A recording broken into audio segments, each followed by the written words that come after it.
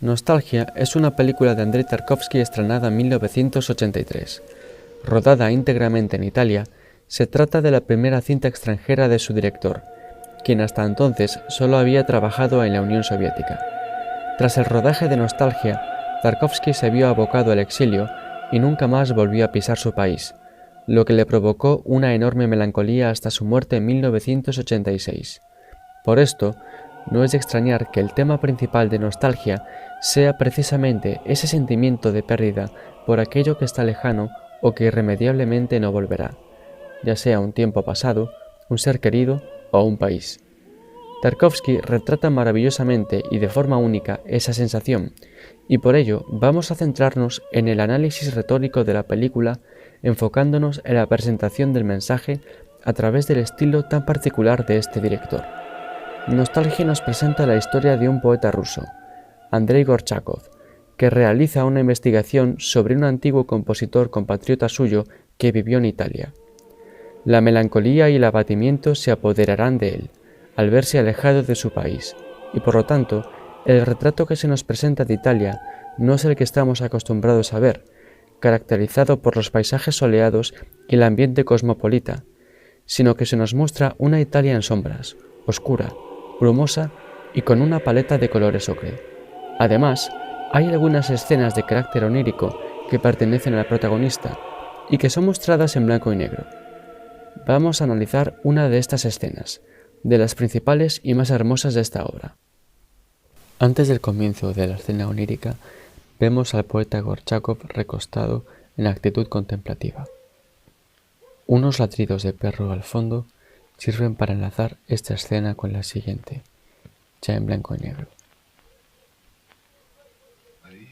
Cuando Gorchakov llama a su mujer en el sueño, ésta se levanta con un gesto de sorpresa.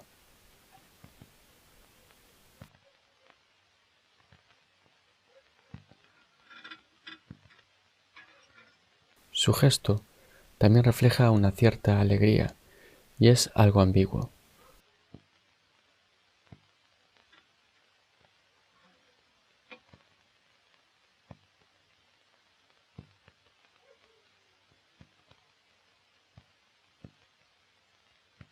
Los ladridos de perro siguen al fondo. Vemos que lleva puesto un camisón blanco.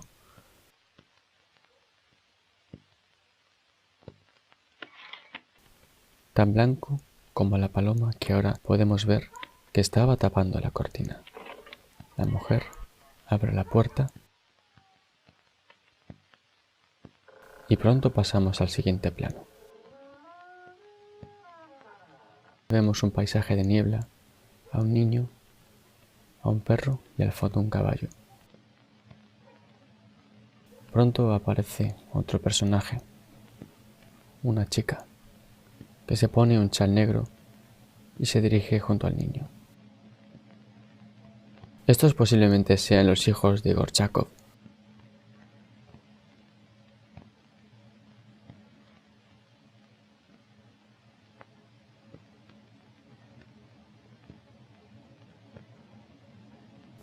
Ahora aparece en el plano la que posiblemente sea la abuela, quien también se pone una chaqueta negra. Vemos que los personajes parece que se acaban de levantar y que bajo su ropa negra llevan unos camisones blancos.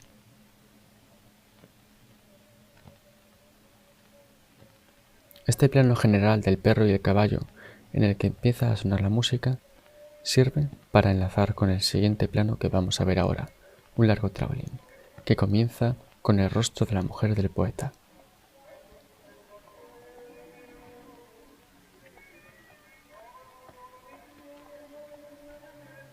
Continúa con el rostro de su hija mayor, que tiene una expresión de pena.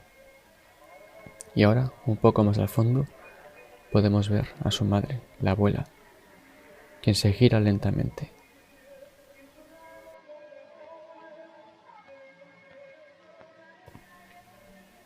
El travelling continúa y ahora podemos ver parte de la dacha rusa del poeta y, sorprendentemente, a la mujer con su hijo.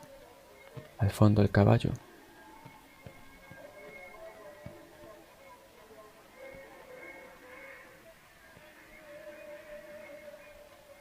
Y de nuevo a la hija mayor. Y algo al fondo, la abuela.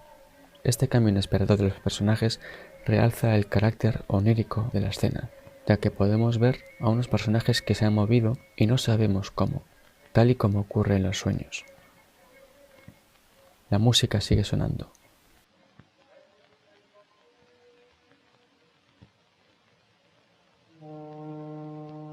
Y cuando suena una sirena de barco, vemos que empieza a salir el sol tras la racha rusa. Lentamente. Y los personajes se giran hacia ese sol que acaba de salir. La composición es realmente hermosa y transmite una gran sensación de nostalgia y pérdida. La vieja casa rusa, la familia y los animales del poeta. El fluido del agua comienza a sonar y volvemos a ver al poeta, ya en el mundo real, que se gira cuando lo llaman. Como vemos, Tarkovsky recurre a la belleza, la contemplación de la vida, el lenguaje audiovisual sereno y la recreación de ambientes de carácter misterioso para representar retóricamente la nostalgia. El cine de Tarkovsky se caracteriza por el uso de travelings contemplativos, planos de larga duración y la presencia de elementos de la naturaleza como el fuego, el viento, la tierra y, sobre todo, el agua, que inunda sus películas. El enorme lirismo de las imágenes y su tono poético consiguen que el espectador conecte con ellas y con el protagonista, a pesar de que el mismo siempre se nos muestre emocionalmente distante. Por lo tanto, podemos decir que la belleza, una de las herramientas retóricas clásicas, es el elemento estilístico principal de la película, y gracias a ella surge un sentimiento indescriptible, una sensación profunda en el espectador que ha conectado con las imágenes, y que solo la obra de arte genuina puede provocar.